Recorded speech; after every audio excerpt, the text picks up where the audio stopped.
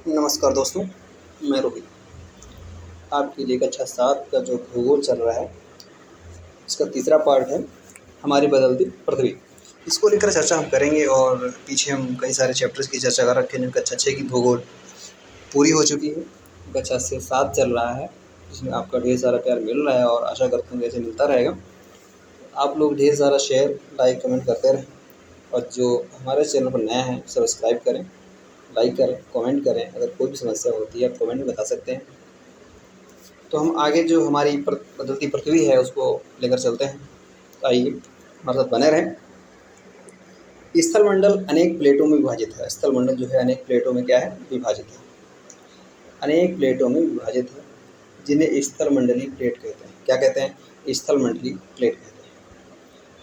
आपको ये जानकर आश्चर्य होगा, ये प्लेट हमेशा धीमी गति से चारों तरफ घूमती रहती है। प्रत्येक वर्ष कुछ मिलीमीटर के लगभग पृथ्वी के अंदर पिघले हुए मैग्मा में होने वाली गति के कारण ऐसा होता है। पृथ्वी के अंदर पिघला हुआ मैग्मा एक वृत्तीय रूप में घूमता रहता है, जैसे कि क्रियाकलाप में दिखाया गया है। ये क्रियाकलाप हो रहा है, इसमें दिखाया गया है ये कैसे क्या होता है। ठीक है, क्रियाकलाप में दिखाया गया है। प्लेट की इस गति के कारण पृथ्वी की सतह पर परिवर्तन होता है। क्या होता है? जो प्लेट की गति है, प्लेट की इस गति के कारण पृथ्वी की सतह पर परिवर्तन होता है। पृथ्वी की गति को उन बलों के आधार पर विभाजित किया जाता है जिनके कारण ये गतियाँ उत्पन्न होती हैं। जो बल पृथ्वी के आंतरिक बल में घटित होते हैं। क्या होता है? जो बल पृथ्वी के आंतरिक बल में घटित होते हैं उन्हें क्या कहते हैं? आंतरिक बल। कौन सा बल कहते हैं? आंतरजनित बल या एंडोजेनिक फोर्स कहते हैं। जो बल पृथ्वी की सतह पर उत्पन्न होते हैं, क्या होता है? जो बल पृथ्वी की सतह पर उत्पन्न होते हैं उन्हें बहिर्जनिक बल कहते हैं, यानी एक्सोजेनिक फोर्स कहते हैं। अब देखते हैं कि अंतर्जनित बल कभी आकस्मिक गति उत्पन्न करते हैं तो कभी धीमी गति उत्पन्न करते हैं। भूकंप एवं ज्वालामुखी जैसी आकस्मिक गति के कारण पृथ्वी की सतह पर अत्यधिक हानि होती है। एक चीज देख लेते हैं, शब्दावली। एक ये पड़ा हुआ है कोष्ठक जो है शब्दावली का, यानी स्थलमंडलीय प्लेट भूपर्पटी में अनेक बड़ी एवं कुछ छोटी कठोर असमान आकार की प्लेटें होती हैं जिन पर महाद्वीप एवं महासागर की सतहें टिकी हैं। यहाँ पे ये देखते हैं पृथ्वी की गतियाँ, ये जो कैसे क्या होता है कि पृथ्वी की गतियाँ हैं। ये एक सेकंड, पृथ्वी की गतियाँ, तो पृथ्वी की गतियाँ हैं ये अंतर्जनित दो भागों में बटी हुई है, अंतर्जनित और बहिर्जनित। अंतर्जनित बल, बहिर्जनित बल। अंतर्जनित बल दो पार्ट में बटा हुआ है, आकस्मिक बल एवं पटल विरूपण बल। आकस्मिक बल 3 भागों में बटा हुआ है, यानी भूकंप, ज्वालामुखी, भूस्खलन, ऐसे बना लेना है। और पटल विरूपण जो है पर्वत निर्माण कार्य में बटा हुआ है। अब बात आती है बहिर्जनित बल की। बहिर्जनित बल अपर्दन और निक्षेपण बटा हुआ है। नदी में बहता जल, पवन, समुद्री तरंग, हिमनद, इन चीज़ों में ये बटा हुआ है। यहाँ तक हम चर्चा कर चुके हैं। इसके आगे स्थल रूपों का जो विकास है इस तरह के रूपों में हुआ है। आगे चर्चा करेंगे ज्वालामुखी भूपर्पटी पर खुला एक ऐसा छिद्र होता है। क्या होता है? भूपर्पटी, यानी ये जो एक तरीके से ये तुम्हारी पृथ्वी है, ये पृथ्वी है, यहाँ से जो एक तरीके से ये ज्वालामुखी निकले, इस तरीके से बन जाए। ठीक है, क्या होता है कि ज्वालामुखी भूपर्पटी पर खुला एक ऐसा छिद्र होता है जिसमें पिघले हुए पदार्थ अचानक निकलते हैं। क्या होता है? अचानक सडनली निकल पड़ते हैं, अचानक निकलते हैं। ये क्या है? ये देखना है कि यहाँ पे ये देखो, ये देखो एक ज्वालामुखी, ये ज्वालामुखी है। ज्वालामुखी क्या कर रही है? प्लस करते हैं 1 सेकेंड। ये देखिए, ये जो ज्वालामुखी, ये हमारी परत है। यहाँ पे लावा जो ये लावा जा रहा है, ये यहाँ से उत्पत्ति, ये सब लावा है, ये सब चल रहा है। ये क्या होता है? निकास नली। ये निकास लावा है, ये निकास वेंट कहते हैं। ये जो है ये हमारी बनी हुई ये निकास वेंट, एक क्रेटर, यहाँ से ये निकलता है गैस एवं राख। ये जा रहा है, ये गैस एवं राख है। ये चीज़ भूपर्पटी के ऊपर निकल पड़ता है।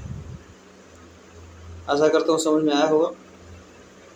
और ये जो चीज़ें हैं बता रहा है उत्पत्ति एंडो एक्सो बाह्य, चर्चा कर चुके हैं कौन कहाँ से क्या होता है। इस प्रकार स्थलमंडलीय प्लेटों के गति करने पर पृथ्वी की सतह पर कंपन होता है। क्या होता है? पृथ्वी की सतह पर कंपन होता है। किसकी सतह पर कंपन होता है? पृथ्वी की सतह पर। इस प्रकार स्थलीय प्लेटों के गति करने पर, किसकी गति करने पर? स्थलीय प्लेटों की गति करने पर पृथ्वी की सतह पर कंपन होता है। कंपन क्यों होता है? स्थलीय प्लेटों गति करने के कारण। ये कंपन पृथ्वी के चारों ओर गति कर सकता है, चारों ओर गति कर सकता है। इस कंपन को भूकंप कहते हैं। अब याद रखना है, स्थलीय प्लेटें गति के करने पर पृथ्वी की सतह पर कंपन होता है। यह कंपन भूपृथ्वी के चारों ओर गति कर सकता है। इस कंपन को भूकंप कहते हैं। भूपर्पटी के नीचे वह स्थान जहाँ कंपन आरंभ होता है क्या कहते हैं? उद्गम केंद्र कहते हैं। क्या होता है? भूपर्पटी के अंदर जो है, जहाँ से स्टार्ट होता है, मानिए यहाँ से स्टार्ट हुआ तो क्या बोलेंगे? उद्गम केंद्र। यहाँ से उत्पन्न हुआ, उद्गम केंद्र हो जाएगा। उद्गम केंद्र की भू सतह पर उसके निकटतम स्थान को अधिकेंद्र, यानी ये जो एक तरीके से है, ये जो बिंदु है यहाँ से, इसको क्या बोलेंगे? अधिकेंद्र बोलेंगे। अधिकेंद्र से कंपन बाहर की ओर तरंगों के रूप में गमन करती है, यानी बाहर निकलता है, तरंगों के रूप में गमन करती है। अधिकेंद्र के निकट भाग में सर्वाधिक हानि होती है। कहाँ होती है?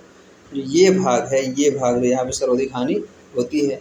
एवं अधिकेंद्र से दूरी बढ़ने के साथ भूकंप की तीव्रता धीरे धीरे कम होती जाती है, कम होती जाती है। अभी दिखाएंगे आपको चित्र में, ठीक है। एक सेकंड, अभी आपको चित्र में हम दिखाएंगे। अब देखिए, ये देखिए, ये क्या है? उद्गम केंद्र। ये जो उद्गम केंद्र है, ये उद्गम केंद्र, यहाँ से क्या होता है? भूकंप का उत्पन्न होता है, भूकंप उत्पन्न होता है। वह स्थान जहाँ भूकंप उत्पन्न होता है भूकंप ऊर्जा का उद्गम केंद्र कहलाता है। ये डेफिनेशन नोट कर लेना है। अब क्या करना है? अब क्या होता है? ये अधिकेंद्र, इसको थोड़ा नज़दीक बोल रहा था, ये जो है, ये पार्ट जो है, ये अधिकेंद्र है। जब कोई नुकसान होता है, जब भूकंप हाई फाई आता है, तेज भूकंप होता है, तो सबसे ज़्यादा जो नुकसान होता है इसके क्षेत्र में होता है। ये क्या है? ये प्लेट सीमा है। ये भूकंपी तरंगें सभी दिशाओं में बाहर की ओर निकलती है। भूकंप की तरंगें होती है सभी दिशाओं में, यानी ये एक दिशा जा रही है, इधर जा रहा है, इधर जा रहा है, इधर जा रहा है, हर साइड से भागता है। क्या आप जानते हैं, क्या आप जानते हैं भूकंप तरंगें 3 प्रकार की होती हैं? PLS। कौन कौन सी होती हैं? कौन कौन सी तरंगें होती हैं? P होती हैं, L होती हैं, S होती हैं, यानी PLS। ये तरंगें जो होती हैं। P तरंगें यानी अनुदैर्घ्य, ये जो तरंगें होती हैं ये अनुदैर्घ्य होती हैं, अनुदैर्घ्य खासकर। S तरंगें अनुप्रस्थ तरंगें होती हैं, जबकि L तरंगें पृष्ठ जो होती हैं वो पृष्ठीय तरंगें। इन तरंगों की गुणधर्म विश्वकोश में भी अध्ययन प्रयास करेंगे हम लोग, कि खासकर ध्यान देंगे इन चीज़ों पर।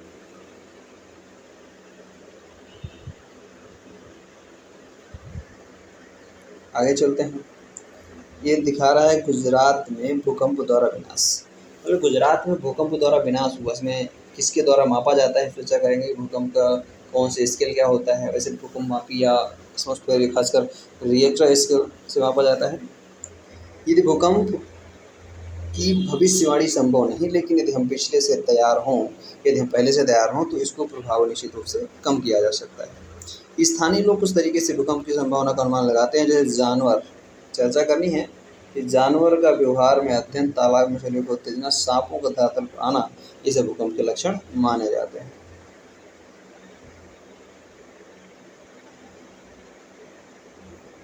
यहाँ पे ये जो दिया हुआ है, ये बिंदु दिए हुए, इसको ध्यान से थोड़ा पढ़ना, ये ध्यान से पढ़ना है क्योंकि दिया है। भूकंप का मान मापक यंत्र से किया जाता है। भूकंप का मापन एक यंत्र से किया जाता है जिसे भूकंप लेखी कहते हैं। भूकंप की तीव्रता रिएक्टर स्केल पर मापी जाती है। जिस भूकंप की तीव्रता 2.0 तो उससे कम होती है, उसका प्रभाव नहीं के बराबर होता है, मतलब नहीं ही होता है। जिस भूकंप की तीव्रता 5.0 होती है वह वस्तुओं की गिरने से क्षति पहुंचा सकता है। यानी 5 तक क्या होता है? वस्तुएं गिर सकती है या कोई क्षति नुकसान हो सकता है। लेकिन जिस भूकंप की तीव्रता 6 अथवा से अधिक होती है वह बहुत शक्तिशाली होता है। जिसकी तीव्रता 7 अथवा अधिक होती है वह सर्वाधिक शक्तिशाली माना या समझा जाता है। भूकंप से बचाव की तैयारी जो होती है उसके लक्षण क्या क्या होना चाहिए। ये होता है सुरक्षित स्थान रसोई के काउंटर या मेज के नीचे, दीवार के अंदरूनी कोने में, इनसे दूर रहें। क्या होता है भूकंप आता है तो क्या करना चाहिए, आग से दूर रहना चाहिए। आग वाले स्थान, चिमनी वाले आसपास, टूट सकने वाली खिड़कियां, दर्पण एवं तस्वीर से प्रेम से दूर रहना चाहिए। पहले से तैयार अपने दोस्तों एवं परिवार के सदस्यों के बीच जागरूकता फैलाएं एवं आपदा सामान विश्वास करें। आपदा का सामना से विश्वास करें। कह रहा है एक सुरक्षित स्थान, सुरक्षित कौन हो सकते हैं स्थान, रसोई के काउंटर, मेज के नीचे, दीवार के अंदरूनी कोने में। भूकंप के दौरान कहाँ आश्रय लें ये चीज़ चर्चा कर रहा है। भूकंप जो आए तब कहाँ छुपें, आश्रय में छुपें। मुख्य स्थलाकृतियाँ। अपक्षय एवं अपर्दन नामक दो प्रक्रमों तथा दृश्य भूमि लगातार विघटित होती रहती है। पृथ्वी की सतह पर शैलों के टूटने से अपक्षय की क्रिया होती है। भूदृश्य पर जल, पवन एवं हिम जैसे विभिन्न घटकों के द्वारा होने वाले क्षय को अपर्दन कहते हैं। ये नोट डाउन कर लेना है। क्या होता है कि भू दृश्य पर जल, ये चीज नोट डाउन करनी है कि जल, पवन एवं हिम जैसे विभिन्न घटकों के द्वारा होने वाले क्षय को अपर्दन कहते हैं। वायु, जल आदि अपर्दित हो पदार्थ को एक स्थान से दूसरे स्थान पर ले जाते हैं और फलस्वरूप एक स्थान पर निक्षेपित करते हैं। अपर्दन एवं निक्षेपण के ये प्रक्रम पृथ्वी के धरातल पर विभिन्न स्थलाकृतियों के निर्माण करते हैं। नदी के कार्य क्या क्या है चर्चा करेंगे। नदी के जल से दृश्य भूमि का अपर्दन होता है। जब नदी किसी खड़े ढाल वाले स्थान से अत्यधिक कठोर शैल या खड़े ढाल वाली घाटी में गिरती हैं तो ये जलप्रपात बनाती है। जलप्रपात कब बनाती है, जो खड़ी ढाल वाली, क्या कह रहा है, जब खड़ी ढाल वाली, यानी ये जो है एक तरीके से देखेंगे कि ये जो उनका तरीका है, यहाँ से अगर पानी गिर रहा है ये खड़ी ढाल वाली, ठीक है, खड़ी ढाल वाली, तभी क्या बनाते हैं, जलप्रपात बना देते हैं। जब नदी मैदानी क्षेत्र में प्रवेश करती है तो वह मोड़दार मार्ग पर बहने लगती है। नदी के इन्हें बड़ी मोड़दार को विसर्ग कहा जाता है। विसर्ग क्या कहा जाता है, विसर्ग। इसके बाद विसर्गों के किनारों पर लगातार अपर्दन एवं निक्षेपण शुरू हो जाता है। विसर्ग लूप के सिरे निकट आते जाते समय के साथ विसर्ग लूप नदी से कट जाते हैं और एक अलग झील बनाते हैं। इसमें चाप झील भी कहते हैं। कभी कभी नदी अपने तटों से बाहर बहने लगती है, फलस्वरूप निकटवर्ती क्षेत्रों में बाढ़ आ जाती है। बाढ़ के कारण नदी के तटों के निकटवर्ती क्षेत्रों में महीन मिट्टी एवं अन्य पदार्थों का निक्षेपण करती है। मिट्टी एवं पदार्थों को अवसाद कहते हैं। इसमें समतल उपजाऊ बाढ़ग्रस्त मैदान का निर्माण होता है। नदी के उत्थित तटों को तटबंध कहते हैं। समुद्र तक पहुँचते पहुँचते नदी का प्रवाह धीमा हो जाता है तथा नदी अनेक धाराओं में विभाजित हो जाती है, जिसे हम वितरिका कहते हैं। जिसे हम वितरिका कहा जाता है। यहाँ नदी इतनी धीमी हो जाती है कि अपने साथ लाए हुए मलबे, किस चीज़ को लाती है, वो मलबा लाती है, मलबे का निक्षेपण करने लगती है। प्रत्येक वितरिका अपने मुहाने का निर्माण करती है। सभी मुहाने के अवसादों के संग्रह को डेल्टा का निर्माण होता है। क्या होता है कि ये मुख्य नदी है, ये मुख्य नदी है। अपने साथ मलबे जो छोड़ती है तो क्या होता है, इस तरीके से यानी इस तरीके से क्या होता है, वितरिकाएँ छोड़ देती है। ये जो है वितरिकाएँ छोड़ जाती हैं कि साथ लाए जो मलबा होता है छोड़ दे डेल्टा, और फिर क्या होता है, डेल्टा का निर्माण हो जाता है। समुद्री तरंग के कार्य देख लेते हैं। समुद्री तरंग के अपर्दन एवं निक्षेपण तटीय स्थलाकृतियाँ बनाते हैं। समुद्री तरंगें लगातार शैलों से टकराती ही रहती हैं, जिससे दरार विकसित होती है। समय के साथ ये बड़ी और चौड़ी होती हैं। इनको समुद्री गुफा कहते हैं। इन गुफाओं के बड़े होते जाने पर इनमें केवल छत ही बचती है, जिससे तटीय मेहराब बनते हैं। तटीय मेहराब बनते हैं। लगातार अपरदन छत को भी तोड़ देता है और केवल दीवारें बचती हैं। दीवार जैसी इन आकृतियों को स्टैक कहते हैं। समुद्री जल के ऊपर लगभग ऊर्ध्वाधर उठे हुए ऊंचे शैलीय तटों को समुद्र ढुंगू कहते हैं। समुद्री तरंगें किनारों पर अवसाद जमा कर समुद्री पुलिन का निर्माण करती हैं। हिमनद है, हिमनद के कार्य देख लेते हैं कि हिमनद कार्य क्या है। कार्य के बारे में हम चर्चा करेंगे। क्या होता है? हिमनद अथवा हिमानी वर्ग की नदियाँ होती हैं। तो हिमनद अथवा हिमानी वर्ग की नदियाँ होती हैं। हिमनद अपने नीचे की ओर कठोर चट्टानों से गोलाश्मी मिट्टी और पत्थरों को अपरदित कर देती है और गोलाश्मी मिट्टी और पत्थरों से भूदृश्य का अपरदन करती है। हिमनद गहरे गर्तों का निर्माण करते हैं। पर्वतीय क्षेत्र में बर्फ पिघलने से उन गर्तों में जल भर जाता है और वे सुंदर झील बन जाते हैं। हिमनद के द्वारा लाए गए पदार्थ से छोटे बड़े शैल, रेत एवं तलछट मिट्टी निक्षेपित होते हैं। ये निक्षेप हिमनद हिमोड़ का निर्माण करते हैं। इसका निर्माण करते हैं, हिमनद और हिमोड़ का निर्माण करते हैं। अगला है पवन के कार्य। यानी पवन के कार्य देखते हैं। क्या आपने कभी रेगिस्तान देखा है? बालू टिब्बे के कुछ चित्र एकत्र करने का प्रयास कीजिए। यानी ये रेगिस्तान क्या है? ये क्या है? ये है रेगिस्तान। रेगिस्तान में पवन अपरदन एवं निक्षेपण के प्रमुख कारक हैं। रेगिस्तान में आप छत्रक के आकार के शैल देख सकते हैं, जिन्हें सामान्यतः छत्रक शैल कहते हैं। क्या होता है? छत्रक आकार के जो लोग होते हैं क्या होता है? छत्रक शैल कहते हैं। छत्रक शैल कहते हैं। ये चीज़ है, देख सकते हैं। छत्रक शैल कहते हैं। पवन शैल के ऊपरी भाग की अपेक्षा निचले भाग को आसानी से काटती है, इसलिए ऐसी शैल के आधार संकीर्ण एवं शीर्ष विस्तृत होते हैं। पवन चलने पर यह अपने साथ रेत को एक स्थान से दूसरे स्थान पर पहुंचाती है। जब पवन का बहाव रुकता है तो रेत गिरकर छोटी छोटी पहाड़ी बन जाती है। छोटी पहाड़ी बनाता है। इनको बालू टिब्बा कहते हैं। क्या कहते हैं? बालू टिब्बा कहते हैं। जब बालू कण महीन एवं हल्के होते हैं तो वायु उनको उठाकर अत्यधिक दूर ले जा सकती है। जब ये बालू कण विस्तृत क्षेत्र में निक्षेपित हो जाते हैं तो इन्हें लोएश कहते हैं। चीन में विशाल लोएश निक्षेप में पाए जाते हैं। हमने यहाँ तक की चर्चा की। और अभ्यास प्रश्न जो प्लेटें क्यों घूमती हैं, बहिर्जनिक एवं अंतर्जनिक बल क्या है, अपरदन क्या है, इन चीज़ों के बारे में मैंने चर्चा कर रखी है। आप लोग इनके क्वेश्चन लिखें और कमेंट बॉक्स में दें। अगर कोई प्रॉब्लम्स होती है तो आप कमेंट बॉक्स में पूछ सकते हैं। समस्याओं का समाधान अवश्य किया जाएगा।